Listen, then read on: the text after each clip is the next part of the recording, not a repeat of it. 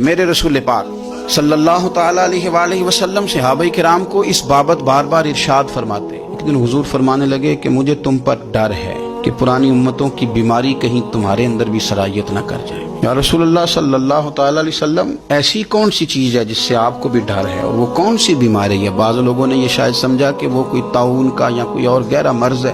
حضور فرمانے لگے نہیں، پرانی امتوں میں نا بیماری تھی تکبر کی، حسد کی، بغض کی، عداوت کی.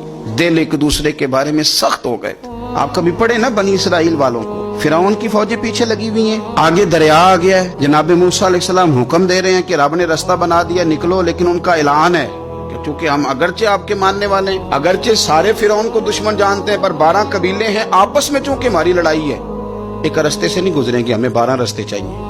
شدید پیاس لگی ہے اور ان سے کہا گیا کہ ڈنڈا ماریں گے جناب موسیٰ علیہ السلام پتھر پہ، اللہ وہاں سے چشمے نکالے گا، پی لو. انہوں نے کہا ایک نہیں پیئیں گے، 12 قبیلے چونکہ ہمارا اختلاف ہے، ایک سے پانی نہیں پی سکتے، ہمیں 12 الگ الگ چاہیے.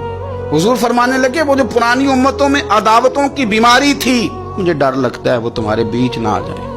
او یارو، اتنی سخت عداوتیں، اتنا گھٹن، اتنی ہماری طبیعتیں ایک دوسرے کے بارے میں سخت. آپ کبھی لوگوں کا لب و لہجہ محسوس کریں، جب وہ کسی کے خلاف گفتگو کر رہے ہوتے ہیں تو ایسے محسوس ہوتا ہے کہ وہ تو شخص شاید مار دینا چاہیے، اتنا برا ہے. تھوڑی سی اختلاف رائے کو اتنی شدت کی عداوت بنا لینا. کئی اللہ والے چھپ گئے، بہت سارے رب کریم کے بندے تھے جو دنیا چھوڑ کے کونوں میں لگ گئے. انہوں نے کہا نہیں گزارا ہوتا ہو بھائی. میں کسی کمزور آدمی کی بات نہیں کرنے لگا، ایک دلیر آدمی، حسبن نسبن اخلاقن مروتن، ہر تعلق سے شانوں والے حضرت امام جعفر صادق رضی اللہ تعالیٰ عنہ. اتنے بڑے آدمی کہ امام اعظم ابو حنیفہ جیسے لوگ کہتے ہیں کہ اگر 2 سال امام جعفر صادق کے پاس نہ رہتا تو ابو حنیفہ ہلاک ہو جاتا.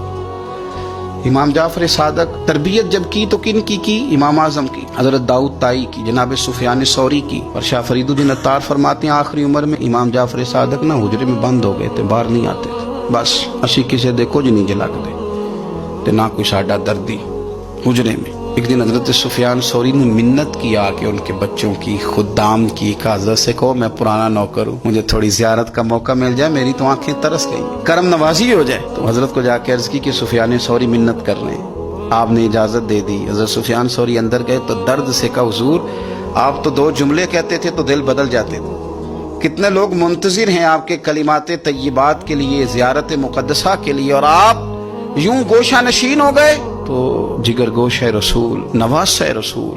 امام جعفر صادق آنکھوں میں آنسو آ گئے، کہنے لگے سفیان تمہیں کیا بتاؤں، لوگوں کے لفظوں میں بڑا پیار ہے پر دلوں میں وفا کوئی نہیں. اور بے قدراں کچھ قدر نہیں کیتی خوب تسلی ہو، یہ دنیا دار پجاری زردے کتیاں دے گل ٹلی، قدر نہیں کی لوگوں نے. اب میں اپنا آخری وقت اپنے رب رسول کے ساتھ گزارنا چاہتا ہوں. لوگوں کے لفظوں میں بڑی وفا ہے پر دلوں میں ان کے وفا.